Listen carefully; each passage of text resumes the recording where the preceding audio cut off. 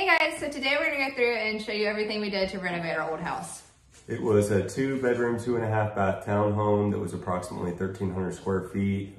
We did a lot of work to it, including repipe the entire house that was originally polybutylene. We replaced it with PEX. We did new LVP flooring in it. We scraped all the ceilings, repainted them, repainted all the walls, redid the bathrooms, master and guest. There's a little bit of touch up in the half bath, and we also did a whole new kitchen. Yep, so we're gonna go through and show you everything we did, and then in the end we'll talk about the financial part.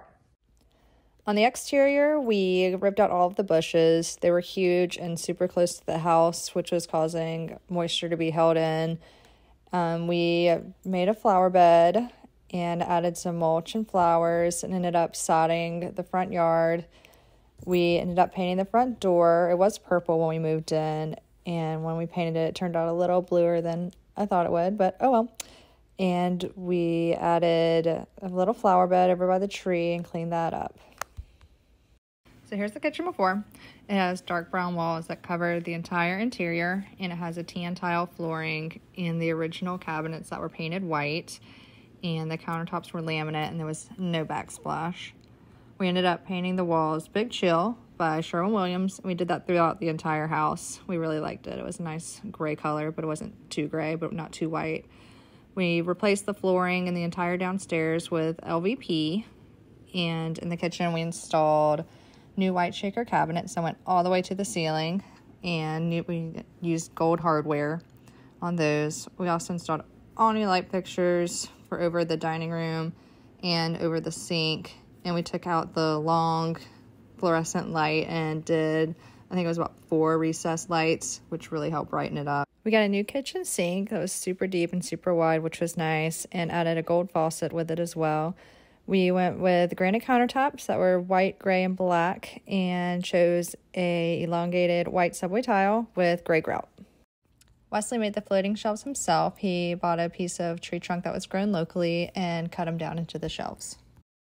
All right, that's about it for the kitchen. I'll link everything that I can find that we used below. Welcome to the living room.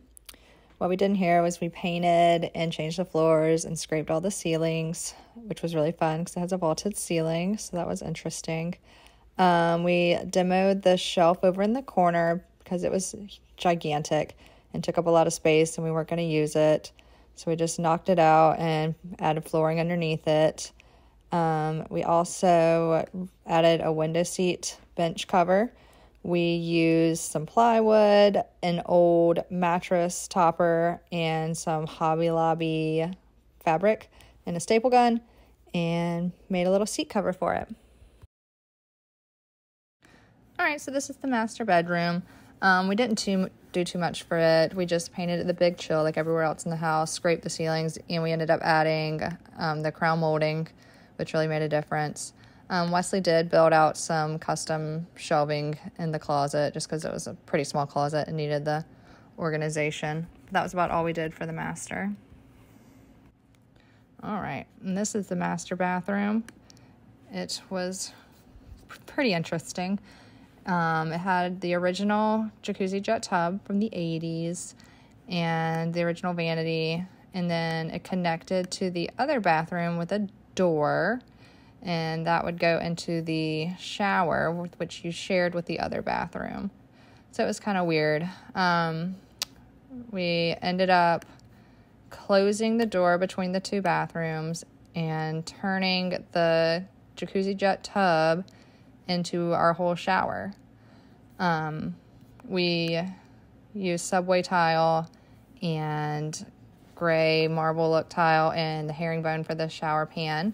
We also got a new vanity that I ordered off Wayfair, and the shower glass came from Wayfair as well. All right, this is the guest bedroom, second bedroom. We didn't do much to it. We just painted, and we kept the carpet in there as well. Once we found out we were pregnant, we decided that we needed to add a Murphy bed in there because it wasn't big enough to hold a bed and a crib.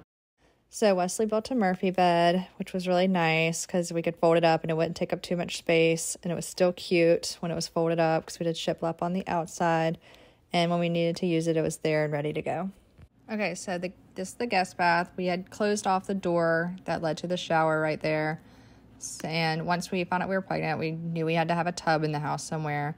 So we decided to get rid of the shower, the stand-up coffin shower, as we called it, and add a tub in, which was great. And we went ahead and redid the floors and painted the vanity and added subway tile backsplash. I think we ended up using a black grout with it to match the floors, and it turned out really well. All right, here's the jungle with the backyard. It was completely covered in vines. We thought there was some grass, but once we pulled up all the vines, we realized there was no grass, and it was just vines and weeds and junk and mostly dirt. So we got all that pulled up, and then we added some sod and cleaned everything up, pressure washed the fence, and then we added a little bit, we redid the top of the deck and added a few feet onto it, so it made it a little bigger, which was nice, and cleaned up the flower bed, just made everything look better, and cut down some of the trees in the back that were overgrown, and yeah. Okay, so we hope y'all enjoyed seeing everything that we did to the house, and we were really proud of the way it turned out. I would attest to that. We spent about $25,000 total on the renovation. In 2018, we bought the townhome for $180,000. Like I said before, the $25,000 on the renovation, $5,000 of that was repiping the entire house, $5,000 of that was spent on the master, about $3,000 on the guest bath, and another $5,000 in the kitchen, and another couple miscellaneous thousand here or there for stuff like drywall repair, crown molding in the master bedroom, and also some sod outside. Yeah, and other little projects we did along the way. We ended up selling it in February 2021 for $270,000. It sold within, or we got an offer within the first 4 hours of listing it, which was great. We weren't expecting it to go that fast, but it did, so that was awesome. And we ended up going with that offer. I think we had a backup offer too, but. There's a backup offer, a couple of offers actually. The market was very hot when we listed it, so I'm glad we got that when we did. Yeah, turned out really well. We sold for $90,000 more than what we originally purchased the house for. And after the $25,000 of the renovations, it was about $65,000 in profit, which we made in just 2.5 years living there. And we rolled that over to our new mortgage at our new home. So I'll try and link everything that I can find that we used down below, just so y'all can see what all it is. And yeah, thanks for watching. We'll have more projects along the way.